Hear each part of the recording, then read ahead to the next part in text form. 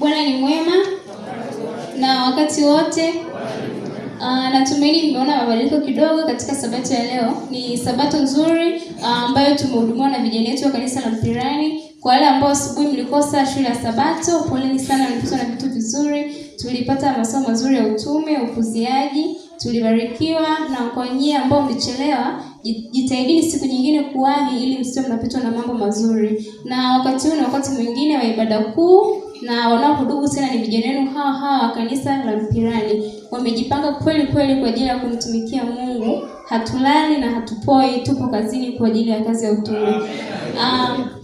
Kwa wakati huu, bila kupoteza muda, nipenda kuwatambulisha watakaotuhudumia katika sabato ya leo. Na kwanza kabisa nitaanza na fungu kuu. Tupo na kakangu hapa. Jina limeniruka kidogo, ila utasimama.